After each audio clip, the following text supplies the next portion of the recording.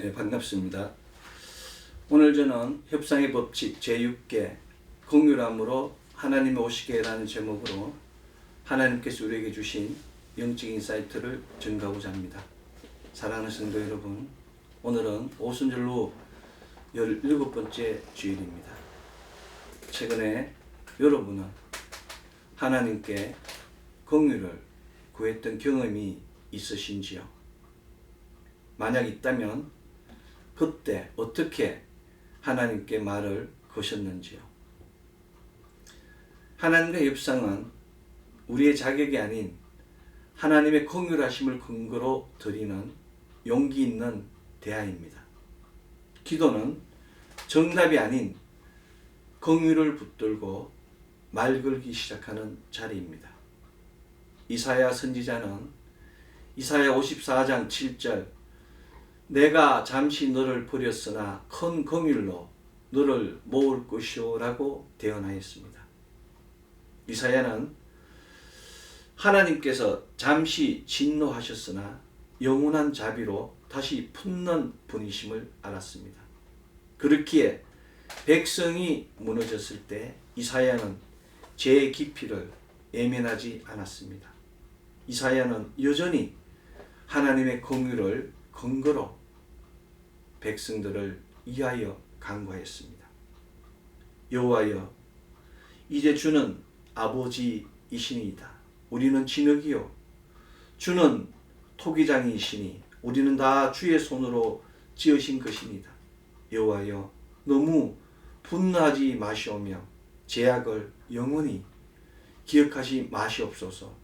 구하오니 보시옵소서, 보시옵소서. 우리는 다 주의 백성이니다 라고 이사야 64장 8절로 9절에서 기도하였습니다. 이사야의 기도, 이 대화는 겸손한 믿음에서 비롯됩니다. 인간은 변명할 수 없으나 하나님은 자비로우시다는 확신에서 출발하면 하나님께서 우리의 익스큐즈를 받아주십니다. 긍휼을 향한 이 호소는 단순한 청원이 아니라 하나님의 마음을 믿는 신앙 고백입니다. 예레미야 역시 절망 가운데에서도 긍휼을 향한 희망의 신라를 놓지 않았습니다. 예루살렘이 불타고 백성이 포로로 끌려간 그 한판, 그 환란의 한복판에서 그는 여호와의 인자와 긍휼이 무궁하심으로 우리가 진멸하지 아니함이니이다 라고 예레미야가 3장 22절에서 노래하였습니다. 이 선언은 현실을 무시한 낙관이 아니라 하나님의 성품에 근거한 담대한 대화였습니다. 예레미야는 탄식과 절규 속에서도 긍휼이라는 단어 하나를 붙잡고 하나님께 말했습니다. 이것들이 아침마다 새로우니 주의 성실하심이 크시도소이다. 예레미야가 3장 23절의 말씀, 바로 그 대화는 이미 하나님이 응답하신 것이었습니다. 긍휼을 근거로 한 하나님의 백성의 대화는 우리 주 예수 그리스도의 삶과 기도에서 완성됩니다. 마태는 예수께서 무리를 보시고 불쌍히 여기시니 이는 그들이 목자 없는 양과 같이 고생하며 기진함이라고 마태복음 9장 36절에서 증가했습니다. 예수 그리스도의 중보는 늘 긍휼에서 시작되었습니다. 눈먼 자를 보게 하시고 병든 자를 고치시며 죄인을 용서하신 그리스도 예수는 십자가 위에서도 이렇게 기도하셨습니다. 아버지, 저들을 사하여 주옵소서. 자기들이 하는 것을 알지 못함나이다 라고 누가복음 23장 34절에서 기도하신 것입니다. 이것이 바로 궁극적인 긍휼에 대한 죄를 대신 짊어지고 나아가는 자의 중보적 협상입니다. 그리스도 예수께서는 인간을 위해 침묵하지 않으셨고 긍휼을 근거로 하나님 아버지께 말 걸기를 끝까지 멈추지 않으셨습니다. 공의로 말미암은 협상은 단지 문제 해결을 위한 간청이 아닙니다. 그것은 하나님 마음을 아는 자의 용기 있는 말 걸기이며 그 사랑의 품으로 더 깊이 들어가려는 영혼의 몸부림입니다. 오늘 우리의 기도도 단지 주여 도와주소서로 끝나지 말고 이렇게 이어져야 합니다. 주의 성품이 긍휼이시오니 그 긍휼을 근거로 주님 앞에 나왔습니다. 주님, 이 백성을 다시 품으소서. 주님, 우리를 버리지 마시고 주의 자비를 다시 한번 보이소서라고 기도하십시오.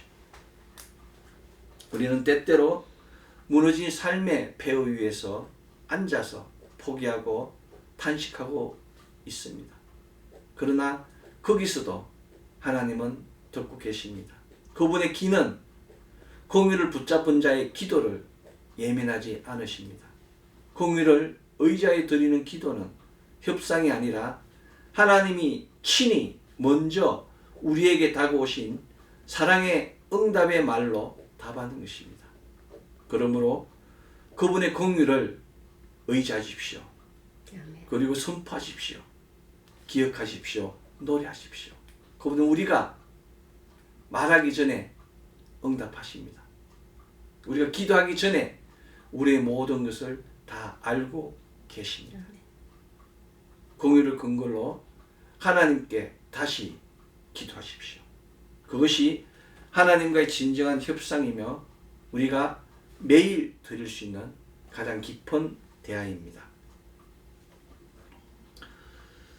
공의함으로 하나님이 오시게 하며 협상에 있을 첫 번째는 말이 아니라 믿음으로 공의를 들음입니다. 나움 선지자, 그 나움의 뜻은 위로자입니다. 그러나 그의 예언은 위로하는 거리가 먼 심판의 서사로 시작됩니다. 그는 아수르의 수도 니느웨의 멸망을 선언하는 하나님의 심판자이며 어려운 분노의 대변자였습니다. 그의 입술을 통해 터져나오는 말씀은 마치 오래된 정의의 심연을 쳐 울리는 북소리처럼 묵직합니다.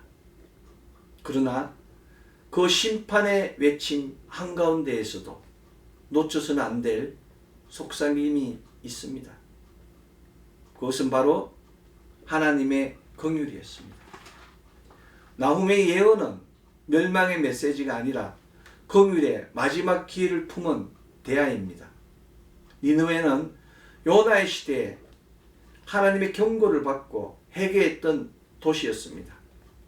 하나님은 그들의 회개를 보시고 재앙을 돌이키셨습니다. 그러나 시간이 흐르면서 그들의 회개는 퇴색되었고 폭력과 탐욕, 장욱한 정복으로 다시금 하나님의 진노를 쌓아올렸습니다. 나홈은 그들을 향한 하나님의 최종 통고를 선포합니다. 여호와는 질투하시며 보복하시는 하나님이시라. 여호와는 보복하시며 진노하시되 자기를 거스리는 자에게는 여호와는 보복하시며 자기를 대적하는 자에게 진노를 품으시며 여호와는 노하기를 더디하시며 권능이 크시며 벌받을 자를 결코 내버려 두지 아니하시니라. 여호와의 길은 해오리바람과 강품에 있고 구름은 그의 발에 티끌이로다라고 나훔 1장 2절로 3절에서 선포했습니다. 여기에서 나움은 하나님의 두 얼굴, 곧 진노와 공의를 함께 보여줍니다. 진노는 죄에 대한 하나님의 공의이며 공의는 돌이키는 자를 위한 하나님의 품입니다. 심판은 하나님의 감정적 폭발이 아닙니다. 오히려 오랫동안 참으시며 기다리시던 하나님께서 마침내 공의를 시행하시는 행동입니다. 그러므로 나홈 1장 3절 노하기를 더디하신다는 말씀은 그분이 얼마나 긴 인내와 공의로 기다려 오셨는지를 반증하는 선언입니다. 나홈은 심판을 전하면서도 이 진노의 밑바닥에 흐르는 공율의 긴 시간을 정언하고 있습니다. 오늘 구약성서 본문 나홈 1장 7절 여호와는 선하시며 한낱날의 산성이시라 그는 자기에게 피하는 자들을 아시느니라. 이 한 구절은 나홈의 예언서 전체에서 가장 빛나는 공율의 언어입니다. 하나님은 선하시기 때문에 하나님의 피하는 자들에게 하나님은 He cares for those He trusts in Him이라고 그를 믿는 자를 케어해 주신다고 성경은 증가하고 있는 것입니다. 심판의 태풍 속에서도 하나님께 피하는 자가 있다는 것 그리고 하나님이 그들을 아신다는 사실 그들을 케어하신다는 사실은 심판과 구원의 대화가 동시에 존재함을 보여줍니다. 나홈의 공율은 조용하지만 확실합니다. 그는 하나님께 말 걸지 않습니다. 오히려 말이 아니라 믿음으로 그분께 들어갑니다. 그의 입술은 하나님의 마음을 그대로 받아 흘려보내는 통로였습니다. 공율의 하나님을 아는 자는 심판의 언어 속에서도 희망의 울림을 들을 수 있습니다. 하나님은 결코 갑작스레 말씀하지 않으십니다. 그분의 심판은 무수한 공율의 기회를 거절한 끝에 오는 마지막 응답입니다. 그 경고의 말은 돌이킬 수 있는 자에게는 여전히 공율의 부르심입니다. 늦기 전에 하나님의 공율의 음성을 들으십시오. 오늘 우리도 나홈처럼 시대 속에서 하나님의 공율을 듣는 자가 되어야 합니다. 우리는 심판의 엄중함을 외면하지 않습니다. 그 심판의 이면에 흐르는 하나님의 자비를 놓치지도 말아야 합니다. 무너지는 니느웨, 흩어지는 도시들, 흔들리는 교회와 가정 사이에서 하나님은 여전히 말씀하고 계십니다. 오늘 구약성서 본문 나홈 1장 7절 여호와는 선하시며 한낱날의 산성이시라 그는 자기에게 피하는 자들을 아시느니라. 이 공율의 말씀을 붙잡고 우리도 하나님께 말 걸어야 합니다. 주여 당신의 공율로 이 땅을 기억하소서. 이것이 나홈이 전한 대화였습니다. 심판 속에서도 공율을, 침묵 속에서도 말씀을, 무너짐 속에서도 위로를 본 자의 정언이었습니다. 나홈의 협상의 기술은 말이 아니라 믿음으로 공율을 들음이었습니다. 공율함으로 하나님 오시게 함의 협상의 기술 두 번째는 공율로 하나님께 말 걸음입니다. 스바냐는 어두운 시대의 예언자였습니다. 그러나 스바냐는 그 무너진 현실 위에서 외쳤습니다. 스바냐 1장 14절로 15절 여호와의 큰 날이 가깝도다. 가깝도도 빠르도다. 여호와의 날의 소리로다. 용사가 거기서 슬피 우는도다. 그날은 분노의 날이요 환난과 고통의 날이요 항폐와 패망의 날이요 깜깜함과 어둠의 날이요 구름과 흑암의 날이요. 그러나 그 무서운 심판의 음성 속에서도 한 줄기 온연한 빛이 스며듭니다. 그것이 바로 공율입니다. 하나님의 공율을 붙든 자에게는 심판 너머의 회복이 예비되어 있습니다. 그리고 그 공율을 붙들고 하나님께 말 거는 자들, 곧 렘넌트, 남은 자가 있습니다. 하나님은 심판을 향해 달려가는 시대 속에서도 한 줄기 공율의 문을 열어두고 계십니다. 수치를 모르는 백성아 모일지어다 모일지어다. 여호와의 규례를 지키는 세상의 모든 겸손한 자들아, 너희는 여호와를 찾으며 공의와 겸손을 찾아라. 너희가 혹시 여호와의 분노의 날에 숨김을 얻으리라고 스바냐 2장 1절로 3절은 증가하고 있습니다. 그것이 바로 하나님을 찾는 자에게 주어진 회복의 기회입니다. 스바냐는 백성에게 공의를 구하는 대화를 건면합니다. 하나님은 그 심판 한가운데서 자신에게 피하는 자들 기억하십니다. 이 장면에서 우리는 스바냐가 하나님께 한 대화를 듣게 됩니다. 그는 막무가내로 기도하지 않았습니다. 그러나 그의 선포는 단순한 예침이 아니라 하나님의 마음을 향한 응답이자 백성의 죄를 안고 드리는 중보적 간구였습니다. 주님, 이 백성이 미쳤습니다. 그들이 주의 율례를 버렸고 거짓 예배로 성전을 드렸습니다. 그러나 주께서 아브라함에게 약속하신 긍휼이 있다면 지금이라도 돌이키는 자를 용서해 주옵소서라고 기도하는 스바냐. 이 기도는 출애굽기 32장, 느헤미야 9장, 예레미야 5장, 에스겔 8장에도 동일하게 반복됩니다. 하나님의 공의를 본 자들, 하나님의 음성을 맡은 자들이 하나님의 공의를 보고 선포하는 온전한 메시지입니다. 그 메시지는 언제나 동일합니다. 돌아오라는 겁니다. 내려놓으라는 겁니다. 회개하라는 겁니다. 이와 같은 내면의 울림은 예언서 곳곳에서 숨길처럼 흘러나옵니다. 스바냐는 무너진 세대를 향해 숨겨질 가능성을 외칩니다. 이것이 전면적인 회복이 아닌 렘넌트, 남은 자를 향한 소망입니다. 스바냐 3장 11절로 12절 그날에 내가 내게 번제한 모든 행위로 말미암아 수치를 당하지 아니할 것은 그때에 내가 내 가운데 교만하여 자랑하는 자들을 제거하여 내가 나의 성산에서 다시는 교만하지 않을 것임이라.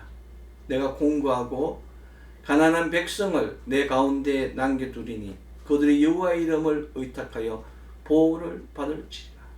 얼마나 놀라운 얘기입니까? 하나님의 이름을 의지하여 보호를 받는다는 이 말씀. 우리의 모든 죄를 덮어주시고 수치를 당하지 않는다는 이 말씀. 이것이 바로 우리의 소망입니다. 스바냐의 선포와 같이 우리는 공의와 겸손으로 하나님 주신 그 모든 긍휼을 덧입어야 합니다. 하나님은 이처럼 심판 가운데서도 가난하고 겸손한 자를 남기십니다. 그리고 그들을 통해 새로운 시온을 일으키십니다. 심판은 단절이 아닙니다. 심판은 정결을 위한 불이며 그 속에서 하나님은 새로운 백성들을 새롭게 조직하십니다. 이것이 바로 긍휼을 드러내는 하나님의 방식입니다. 하나님은 그 무서운 심판을 선포하셨던 동일한 입술로 말씀하십니다.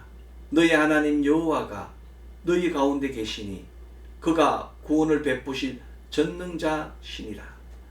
그가 너로 말미암아 기쁨을 이기지 못하시며 너를 잠잠히 사랑하시며 너로 말미암아 절거히 부르며 기뻐하시리라. 스바냐 3장 17절의 놀라운 음성으로 우리에게 긍휼의 소망을 더하여 주시는 것입니다. 심판의 음성이 멈추고 아버지의 숨결이 들려옵니다. 나는 너를 여전히 사랑한다. 하나님은 심판을 원하시는 분이 아니라 긍휼을 기뻐하시는 분이시다. 그분의 긍휼은 마치 한밤의 어머니가 아이를 안고 부르는 자장가처럼 진노 뒤에 남은 백성들을 감싸 안았습니다. 스바냐는 이 사랑을 정확하고 분명하게 알고 있었습니다. 그는 겉으로는 분노의 사자 같았으나 내면으로는 공의를 붙던 중보자였습니다. 그런 단지 무너질 도시를 외친 것이 아니라 긍휼의 문이 닫히기 전 마지막으로 말 걸 기회를 전하고 있었던 것입니다. 오늘날 우리의 시대도 스바냐의 날처럼 어둡습니다. 혼합된 신앙, 탐욕스러운 권력, 무너진 예배의 현장이 다시 펼쳐지고 있습니다. 그러나 여전히 하나님의 긍휼은 살아있습니다. 그분은 그날이 이르기 전에 회개의 대화를 기다리십니다. 우리도 스바냐처럼 외쳐야 합니다. 그것은 긍휼을 근거로 진노를 넘어서 하나님의 품을 향해 나아가는 용기입니다. 스바냐의 협상의 기술, 그 기술은 긍휼로 하나님께 말걸음이었습니다. 긍휼함으로 하나님 오시게 함이 협상의 기술 세 번째는 하나님의 사랑으로 긍휼을 전함입니다. 사도 요한, 사랑의 사도 요한은 어떤 사도보다 하나님의 마음 가까이에 있었던 자였습니다. 요한복음 13장 32절은 그가 예수의 가슴에 기대어 누웠다고 기록하고 있습니다. 요한복음 19장 25절로 27절은 그가 십자가 아래에서 주님의 그 마지막 숨결을 들었다고 증거하고 있습니다. 요한복음 21장 21절 23절은 남겨진 제자들 가운데 가장 오래 살아남아서 사랑과 진리로 교회를 지켰던 사도였다고 요한일서 4장 7절, 요한일서 1장 1절로 3절, 요삼 1장 3절로 4절에서 증거하고 있습니다.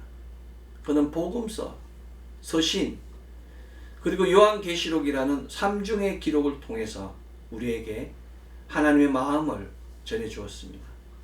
그 중심에는 언제나 사랑이 있었고 그 사랑의 기초는 긍휼이었습니다.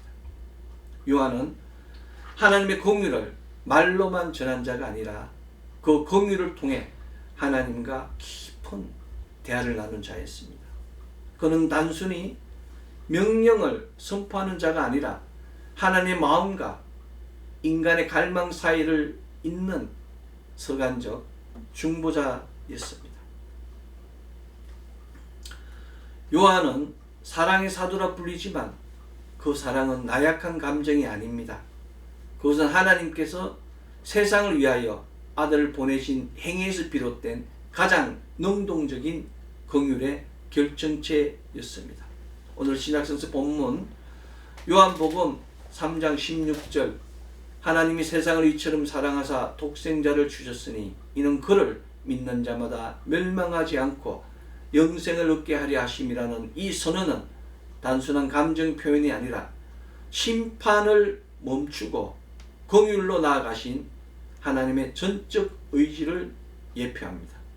요한은 그 하나님의 긍휼을 근거로 인간이 하나님과 다시 말을 나눌 수 있다는 사실을 증거합니다. 그는 말합니다. 하나님은 사랑이심이라고. 요한일서 4장 8절은 증거하고 있습니다. 그리고 그 사랑은 두려움을 몰아내는 빛이라고, 긍휼의 빛이라고 증거하고 있습니다. 사랑 안에 두려움이 없고 온전한 사랑이 두려움을 내쫓나니 두려움에는 형벌이 있음이라고 요한일서 4장 18절은 기록하고 있습니다. 이 구절은 하나님과 협상이 무엇을 전제로 할 수 있는지를 명확하게 보여줍니다. 이것은 두려움이 아닌 사랑, 형벌의 공포가 아닌 긍휼에 대한 신뢰가 하나님과의 대화를 가능하게 함을 가리킵니다. 요한은 우리가 하나님 앞에 담대하게 설 수 있는 근거가 우리의 행위가 아니라 예수 그리스도의 십자가를 통해 드러낸 하나님의 긍휼이라는 것을 깊이 알고 있었습니다. 요한일서 2장 1절은 만일 누가 죄를 범하여도 아버지 앞에서 우리에게 대언자가 있으니 곧 의로우신 예수 그리스도시라. 이 얼마나 아름다운 말씀입니까? 요한은 죄를 부정하지 않습니다. 죄를 범할 수 있다고 인정합니다. 그는 오히려 진실하게 죄를 인정할 것을 촉구합니다. 그러나 죄의 무게에 짓눌리기보다 공의를 구하며 하나님께 말 걸라고 요청합니다. 왜냐하면 하나님은 미쁘시고 의로우사 우리를 죄에서 사하시며 우리를 모든 불의에서 깨끗하게 하실 것이라는 요한 1서 1장 9절의 말씀 때문입니다. 하나님은 사랑이십니다. 하나님과의 인간의 협상은 조건을 제시하며 거래하는 것이 아닙니다. 그것은 공의를 근거로 다시 품에 안기려는 회복의 대화이며 죄로 끊어진 관계가 은혜로 회복되는 역동적 믿음의 사건입니다. 요한은 이 긍휼이 말씀이 육신이 되어 우리 가운데 오셨음을 가장 강하게 선포한 사람입니다. 말씀이 육신이 되어 우리 가운데 거하심에 우리가 그의 영광을 보니 아버지의 독생자의 영광이요 은혜와 진리가 충만하시더라. 요 114 요한복음 1장 14절의 놀라운 말씀, 이 말씀이 우리를 살게 하는 것입니다. 아멘. 하나님은 침묵 속에 계시지 않았고 사랑으로 말씀하셨습니다. 그리고 그 말씀이 바로 예수 그리스도이셨습니다. 하나님의 긍휼은 더 이상 추상적인 개념이 아니라 피와 땀과 눈물로 다가오신 인격이 되셨습니다. 요한계시록에서도 요한은 여전히 그 긍휼을 기억합니다. 심판의 인과 심판의 나팔, 대접의 진노가 이어지는 그 가운데에서도 요한은 이렇게 들려줍니다. 요한계시록 3장 20절 볼지어다 내가 문 밖에 서서 두드리노니 누구든지 내 음성을 듣고 문을 열면 내가 그에게로 돌아가 그와 더불어 먹고 그는 나와 더불어 먹으리라. 이 얼마나 아름다운 말씀입니까? 누구든지 마음을 열고 하나님께 나오면 하나님께서 함께 먹고 더불어 누리겠다고 약속하신 것입니다. 하나님께서는 인간이 부러지기 전에 먼저 말을 걸고 계십니다. 그분의 긍휼은 죄와 타락, 세상의 종말 한가운데서도 여전히 대화의 문을 열어두고 계십니다. 요한의 하나님은 무섭도록 거룩하시지만 동시에 끈질기게 공의를 붙들고 계신 분이십니다. 사랑의 사도 요한이 보여주는 하나님과의 협상은 회개한 죄인이 은혜의 보좌 앞에 담대하게 나아가는 길입니다. 그것은 공포와 형벌 앞에 고개를 숙이는 것이 아니라 사랑과 긍휼을 믿고 그분의 품을 향해 나아가는 담대한 발걸음입니다. 요한이 우리에게 보여준 대화는 눈물을 머금은 강구가 아니라 이미 사랑받고 있음을 아는 자의 믿음에서 비롯된 속삭임입니다. 그 대화의 출발점은 하나님은 사랑이심이라는 진리이며 그 도착점은 사랑 안에 거하는 자는 하나님 안에 거하고 하나님도 그의 안에 거하신다는 요한 1서 4장 16절의 놀라운 신비입니다. 하나님의 사랑으로 긍휼을 전함을 통하여 하나님과 협상하십시오. 그것은 불완전한 나를 단죄의 자리로 이끄는 것이 아니라 사랑과 긍휼로 채워진 그분의 마음 앞에 다시 대화를 시작하는 용기입니다. 사도 요한처럼 우리도 고백하십시오. 우리가 사랑하면 그가 먼저 우리를 사랑하셨습니다. 그 고백 위에서 하나님과의 대화는 다시 시작됩니다. 긍휼이 대화를 가능하게 하고 사랑이 협상을 완성시킵니다. 이것이 요한의 메시지이며 우리의 부르심입니다. 요한의 협상의 기술은 하나님의 사랑으로 긍휼을 전함이었습니다. 하나님께서 우리를 긍휼하게 여기심을 믿고 자신의 연약함을 숨기지 않고 긍휼에 호소하는 기도를 연습해야 됩니다. 주님, 지금의 나로는 감당할 수 없습니다. 그러나 주의 긍휼이 있다면 다시 시작할 수 있습니다. 이 고백이 문제를 풀리고 열리고 해결되게 합니다. 오늘 구약성서 본문 나훔 1장 7절 여호와는 선하시며 한낱날의 산성이시라 그는 자기에게 피하는 자들을 아시느니라의 말씀을 믿으시고 음성이 들리지 않으면 긍휼의 시선을 가지고 다시 성경을 읽으십시오. 누가 긍휼을 구하며 어떻게 대하했는지를, 하나님께서 어떻게 긍휼을 나타내셨는지를, 그리고 다시 기도하십시오. 주님, 저는 긍휼이 필요합니다. 긍휼이 아니면 말 걸 수 없는 나의 심령이 주께 부르짖사오니 제 기도를 멈추지 말고 들어주소서. 하나님께서 기뻐 열람하실 것입니다. 사랑하는 성도 여러분, 사람은 실패해서 죽는 것이 아니라 포기해서 죽습니다. 사업이 망해서 죽는 것이 아니라 소망의 불이 꺼져서 죽는 것입니다. 사람이 살아가는 데는 다 존재의 이유가 있습니다. 그 존재의 이유가 바로 하나님의 긍휼입니다. 하나님 우리의 영혼을 천하보다도 귀하게 여기시고 지금도 문을 두드리며 들어오시려고 우리에게 문을 열라고 말씀하십니다. 오늘 신약성서 본문 요한복음 3장 16절 하나님이 세상을 이처럼 사랑하사 독생자를 주셨으니 이는 그를 믿는 자마다 멸망하지 않고 영생을 얻게 하려 하심이라의 말씀과 같이 우리를 사랑하시어 독생자까지 주신 그 하나님의 긍휼을 믿으시고 그 긍휼을 통하여 하나님이 오시게 하여 우리의 모든 슬픔과 탄식을 기쁨과 희락으로 변화시키십시오. 힘이 들면 눈물의 기도를 토해내십시오. 탄식하며 하나님께 나아가십시오. 하나님의 긍휼이 우리를 든든하게 받쳐주고 있습니다. 이것이 바로 믿음입니다. 여러가지 시험이나 환난이나 고난이 주는 시달림이 힘들지라도 흔들리거나 포기하지 마십시오.